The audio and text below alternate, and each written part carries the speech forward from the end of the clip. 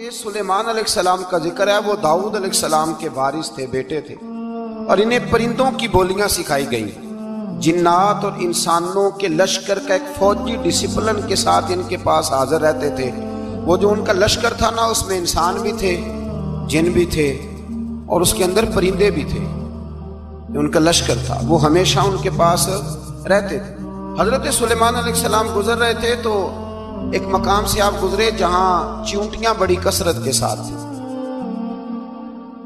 تو ایک چیونٹی جو ان چیونٹیوں کی سردار تھی، ان چیونٹیوں کی بڑی تھی، اور مفسرین کرام نے یہ بھی لکھا ہے کہ وہ تھی بھی ایک آنکھ اس کی کوئی نہیں تھی، ایک ٹانگ اس کی کوئی نہیں تھی، لیکن اس حال میں بھی وہ چیونٹی جو تھی وہ چیونٹیوں کی قیادت کر رہی تھی۔ تو حضرت سیدنا سلیمان علیہ السلام کا لشکر جب وہاں سے گزرا تو وہ کہنے لگی یا ایھا النمل ادخلوا مساکنکم، کہنے لگی چیونٹیوں اپنے بلوں میں گھس جاؤ، کہیں ایسا نہ ہو کہ سلیمان علیہ السلام کا لشکر بے دہانی میں، سلیمان کا لشکر توجہ نہ کرے اور تمہیں پاؤں کے نیچے مسل دے، لہذا اس طرح کرو کہ تم اپنے اپنے بلوں میں گھس جاؤ۔ حضرت سلیمان ابھی 3 میل دور تھے، تمام مفسرین نے لکھا ہے 3 میل دور تھے، تو وہاں سے چیونٹی بول لی تو قرآن کہتا ہے کہ حضرت سلیمان اس کی بات سن کے ہنس پڑے، فتبسم ضاحکا، آپ اس کی بات سن کے ہنس پڑے۔ تو اللہ تبارک و تعالیٰ نے اس بات کا ذکر قرآن مجید میں فرمایا، اس پر کئی کچھ لکھا ہے۔ اسی طرح سے ایک بات اور لکھی ہے ہمارے مفسرین نے کہ حضرت سلیمان ایک دن اسی طرح نکلے، قحط پڑ گیا تھا، بارش نہیں ہوتی تھی، تو حضرت سلیمان باہر میدان میں نکلے دعا کرنے کے لیے، خشک سالی تھی۔ تو جب آپ گئے تو ایک چیونٹی اپنے پر پھیلا کے دعا مانگ رہی تھی، تو رب کریم نے فرمایا سلیمان آپ واپس چلے جائیں، بارش آ جائے گی پر آئے گی چیونٹی کی دعا پہ۔ تو حضرت سلیمان نے عرض کی مولا میں بھی تو اتنا لشکر لے کے آیا ہوں نا، تو چلو ہمیں بھی دعا کر لینے دے، تو چیونٹی کی دعا پہ برسا دینا پر دعا کر لینے دے۔ فرمایا نہیں، آپ واپس جائیں، دعا نہ مانگیں۔ یا اللہ کیوں؟ فرمایا چیونٹی کا دل ٹوٹ جائے گا، وہ تو کہے گی کہ یہ سلیمان کے لشکر دعا پہ پھر بارش آئی ہے، تو آپ نہ کریں تاکہ اس کے دل میں یہ بات رہے کہ نہیں میرے رب نے میری دعا پہ بارش فرمائی۔ آپ جائیں، آج بارش آئے گی پر آئے گی چیونٹی کی دعا پہ۔ تو جو چیونٹی بارش کی دعا کرے قوم کے لیے، اللہ اگر اس کا ذکر قائم رکھتا ہے تو جو اپنی قوم کے لیے ہدایت کی دعا کرے، اور کبھی کبھی گردن جھکا کے دیکھا کرو کہ دل میں رسول اللہ کی امت کا درد کتنا، اگر کہیں حضور کی امت کا درد ہے تو پھر انشاءاللہ ذکر قیامت تک باقی رہے گا، پھر انشاءاللہ قیامت تک آنے والی نسلیں بھی آپ کا ذکر کرے گی اگر حضور کی امت کا درد سینے میں موجود ہے۔ اسی طرح سے پھر حضرت سلیمان کے لشکر میں نا ایک ہدہد نامی پرندہ بھی تھا، لشکر کا کارکن تھا پرندہ، ہدہد غائب تھا۔ تو حضرت سلیمان کہنے لگا کدھر گیا وہ ہدہد؟ نظر نہ آ جایا سخت سزا دوں گا، یہاں تو کوئی اچھی خبر لائے گا، چونکہ وہ ہدہد پرندہ جاتا تھا تو خبریں لا کے دیتا تھا، ورنہ سزا دوں گا۔ اتنی دیر میں ہدہد بھی آ گیا۔ تو یہ پرندے جو کارکن ہوتے ہیں بڑے سیانے ہوتے ہیں، کبھی بندہ ناراض ہو تو صحیح خبریں لے آتے ہیں، تو صحیح خبر لے کے آ گیا۔ آتے ہی آ کے بیٹھا تو اس نے حضرت سلیمان علیہ السلام نے کہا کہاں تھے؟ عرض کرنے لگا حضور میں ملک سبا گیا تھا، وہاں ایک عورت حکمرانی کرتی، اس کا نام بلقیس ہے، بہت بڑے تخت پہ بیٹھتی ہے، 80 گز اس کا تخت لمبا ہے، 40 گز چوڑا ہے، اور شاید 80 من کے 80 ٹن اس کا وزن ہے۔ تو حضور وہ سورج کو پوچھتے ہیں۔ حضرت سلیمان نے فوراً خط لکھا، فرمایا جا کے اسے میرا خط دے دو کہ یہاں تو کلمہ پڑھ کے ہماری فرما بردار بن جائے، ورنہ تیار ہو جائے، جو اللہ کے غیر کو پوچھتے ہیں ہم ان کے خلاف جنگ کریں گے۔ وہ جب لے کے گئے نا خط، یہ حدود گیا تو وہ میٹنگ کر رہی تھی، اس کے وزیر مشیر سارے بیٹھے تھے، اس نے جا کے خط پھینک دیا ملکہ بلقیس کی جھولی میں۔ اس نے خط پڑھا تو ڈر گئی، وزیروں کو بلایا۔ حضرت سلیمان، قرآن کہتا ہے حضرت سلیمان نے کہا تھا خط پھینک کے نا تو سائڈ پہ ہو کے سننا وہ کیا کہتے ہیں۔ بندوں کے لیے منع ہے، پرندوں کے لیے جائز ہے۔ بندوں کے لیے منع ہے سائڈ پہ ہو کے سننا، ہاں جس کی جاسوسی کی ڈیوٹی ہو، کفر کی جاسوسی، اس بندے کے لیے بھی जायज है। तो यहाँ एक तो वो परिंदे थे, दूसरा कुफर की जासूसी कर रहे थे। साइड पे होके सुनने लगे तो मलका बिल्कीस कहने लगी अब क्या करना है, ये खाता आया है। वो कहने लगे हम तैयार हैं, आप हुक्म करें, हम लड़ने को तैयार हैं, लड़ेंगे। वो कहने लगी नहीं, तेजी ना दिखाओ। कुरान मजीद कहता है कि वो कहने लगी जब लड़ाइयाँ होती हैं तो शहर तबाह होते हैं, मुल्क खंडर बन जाते हैं, लड़ाई मसले का हल नहीं है। उन्होंने कहा कि मैं नबी हूं। एक दफा आजमा लेते हैं कि नबी हैं कि नहीं, माज़अल्लाह आजमा लेते हैं। कहा कैसे? कहने लगी तोहफे ताए बेचते हैं, अगर माल पर दिल ललचा गया तो फिर नबी नहीं बादशाह है, और अगर माल पर दिल ललचाया ना तो फिर अल्लाह के कामिल बन गए। ये फर्क उसने उस वक्त बयान किया। उसने 500 कनीजें, 500 गुलाम, बड़े शानदार लिबास पहना के, 500 घोड़ा बड़ा तगड़ा, उसके ऊपर माल व असबाब रख के तैयारी करा के हजरत सुलेमान की तरफ भेजा। हुद पहले से खबर लेके आ गया, हुजूर उसने ये प्रोग्राम बनाया है।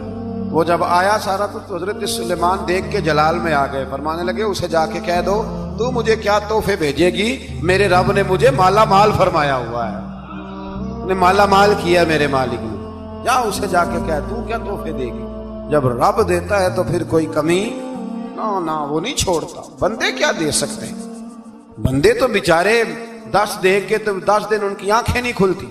फरमाया मुझे अल्लाह ने जो दिया है क्या बात है उसके देने की। तो फरमाया उसे कहो या फरमाबरदार होके आ जाए या जंग के लिए तैयार हो जाए, हम उसे उसके शहर से जलील करके निकाल देंगे। उसने जाके जब पैगाम दिया तो और उन लोगों ने भी आके बताया कि वहां तो हम अजीब मंजर देख के आए हैं कि जानवर भी हाथ बांधे खड़े हैं, वहां तो जिन्नात, सरकश जिन्नात खड़े।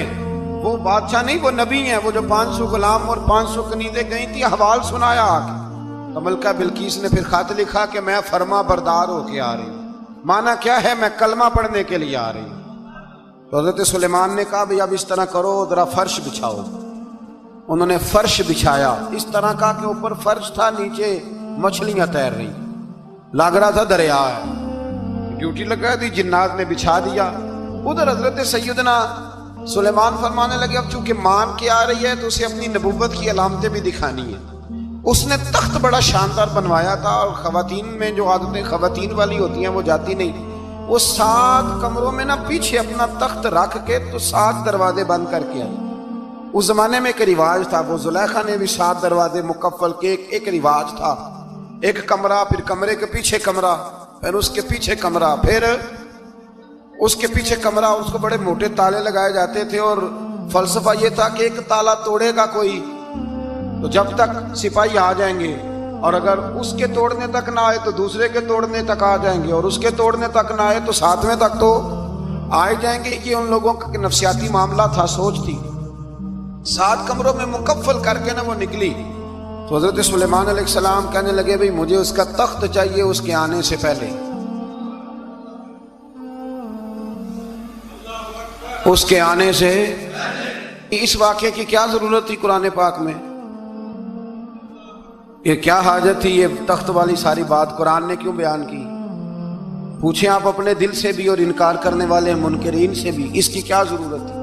वो जो कहते हैं जी वली की करामत की क्या जरूरत है, सीधी सीधी नमाज पढ़ो, रोजा रखो, हज करो, ज़कात दो, तो पूछो इनसे एक सूरत नमल के अंदर इस सारी तफसील की क्या जरूरत थी?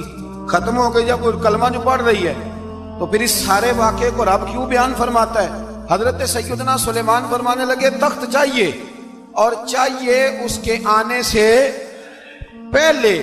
काला इफरीतुम मिनल जिन, जिन्नों में से एक बहुत बड़ा जिन बोला, कहने लगा हुजूर आपका ये तख्त बर्खास्त होने से पहले ले आऊंगा। ये जो आप मीटिंग कर रहे हैं ना, या फैसले खत्म, कुछ ने लिखा सुबह से शाम तक मीटिंग होती है और उसको आने में पता नहीं कितने दिन लगेंगे, तो मैं ये बर्खास्त होने से पहले। और कुछ ने कह दिया आप शर्त क्यों लगाते हैं कि सुबह से शाम तक होती है? उस जिन ने कहा दिया आप 10 मिनट में फारग हो जाएं, आप फारग होंगे तो तख्त आ जाएगा। मुफस्सिरीन ने लिखा है कि जब कुरान कहता है कि उसने कहा कि आपके फारिग होने से पहले, तो इसका मतलब है कि जब आप उठेंगे, ये जगह खाली कर देंगे तो तख्त यहां किवें, हजारों मील का फासला है, आ जाएगा। पर हवाई जहाज पे कार्गो करा के जी DHL کے ذریعے کیسے آئے گا؟ وہ آئے گا تو بس آئے گا تو حضرت سلیمان کی تو بادشاہت تھی نا زمانے پہ. فرمانے لگے نہیں نہیں تو لیٹ ہے، تو لیٹ ہے، تو ہمیں جانتا ہی نہیں. اٹ سٹ تے پکھڑا کوار گندل، اسی اور بھی بوٹیاں جاننے ہاں، یہ تو لیٹ ہے، ابھی ہماری طاقت اس سے زیادہ ہے. بڑی کمال بات لکھی ہے لکھنے والوں نے. ایک مفسر نے لکھا ہے کہ ابھی حضرت سلیمان نے غلاموں سے منگوایا ہے، اپنی بات کوئی نہیں کی. یہ حال ہے ان کے غلاموں کا، تو سردار کا عالم کیا ہوگا؟ حضرت سلیمان کہنے لگے بھی جلدی جائیے. قال الذی عنده علم من الکتاب انا آتیک بہ قبل ان یرتد الیک طرفک. تو اٹھا ان میں سے وہ جس کے پاس کتاب میں سے علم تھا، ساری کتاب کا بھی نہیں، علم من الکتاب، کتاب. وہ اٹھے جن کے پاس کتاب میں سے علم تھا. تو وہ اٹھ کے کہنے لگے حضور میں لے آؤں گا. کب؟ آپ کے آنکھ جھپکنے سے. آنکھ جھپکنے سے. بندہ تھا جن تھا؟ جن کی تو بات مانی نہیں انہوں نے. کیا کہا؟ آنکھ جھپکنے سے. میں آنکھ جھپکنے سے پہلے لے آؤں گا. تو حضرت سلیمان کہنے لگے تو ٹھیک ہے چل لا پھر، لا پھر. آنکھ جھپکنے سے. اس ولی کا نام تھا آصف بن برخیہ.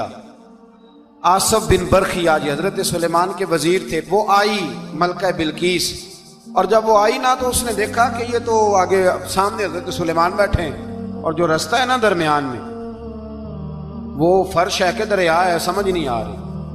تو اس نے نا اپنا یوں کر کے اوپر کپڑا اٹھانا شروع کر دیا کہ نیچے پانی ہے. تو حضرت سلیمان کہنے لگے چلتی آ، نیچے کچھ بھی نہیں.